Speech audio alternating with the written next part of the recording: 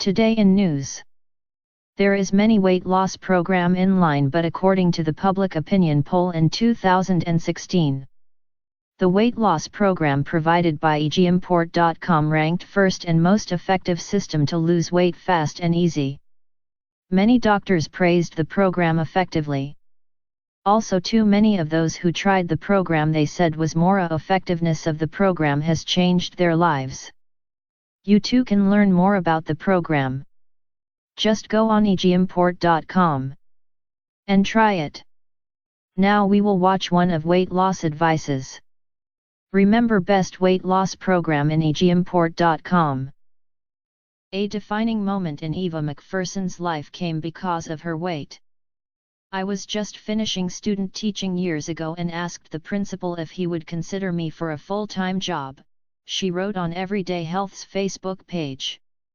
He told me I should go home and lose 50 pounds, and then he'd consider me. This type of discrimination against people who are overweight or obese, 2/3 of the population, happens every day, say those considered conventionally overweight.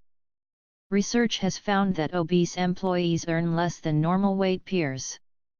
Some doctors refuse to treat overweight patients. 2/5 of obese people say they've been socially shunned, while 1/3 say they've been treated differently in public places, such as restaurants and airports. Even once obese women who have lost the weight say they still contend with anti-fat prejudice, a study in the journal Obesity found. Even TV personality Kelly Osbourne battles this prejudice, internally and externally. She lost 65 pounds in 2010, but said she'll always see herself as a former fat girl. People who are larger and then they lose weight, you will always look in the mirror and see yourself as that fat girl, no matter what happens, she said, according to the celebrity gossip site FitPerez. I don't see myself as that anymore, but I did used to be 65 pounds heavier. I get this every single day, oh, you're so much skinnier and prettier in real life. I'm like, oh, thank you, what a compliment. Have a nice day. Face-to-face fat shaming isn't the only thing harming the mental health of overweight or obese people. Anti-obesity campaigns can do serious psychological harm and very little physical good, a study published in the International Journal of Obesity found. Researchers from Yale University's Rudd Center for Food Policy and Obesity examined the messages aimed at overweight or obese Americans. Positive messages that emphasize something to do, e.g., eat a variety of colorful fruits and vegetables every day, are more motivating than scare tactics, such as Georgia's Fat Kids Become Fat Adults billboard campaign, researchers concluded. Demonizing obesity. New York City has taken a stronger legislative stance against obesity than anywhere else in the country. Trans fats in restaurants and sugary drinks larger than 16 ounces have been banned. Shock and awe PSAs blanket the city, warning about the dangers of sugar and fast food, encouraging citizens to exercise. Still, the city's health commissioner, Thomas Farley, MD, says it is not the city's intent to shame overweight people into losing weight. We see the problem of obesity as arising from the environment in which we all live.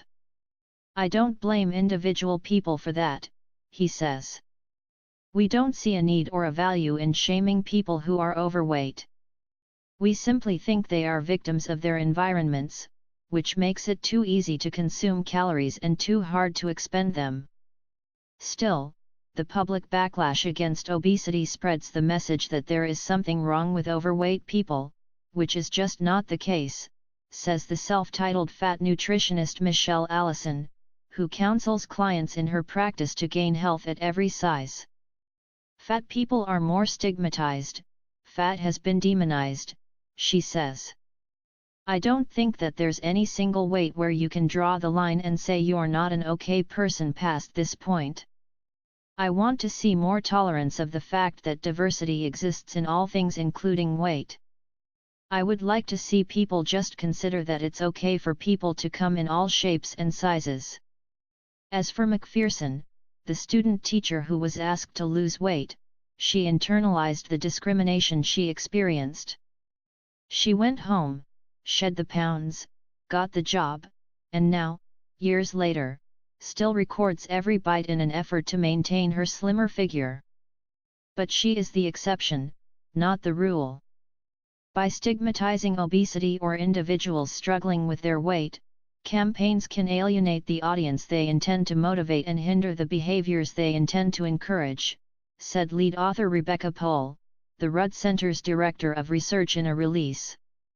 Public health campaigns that are designed to address obesity should carefully consider the kinds of messages that are disseminated, so that those who are struggling with obesity can be supported in their efforts to become healthier, rather than shamed and stigmatized.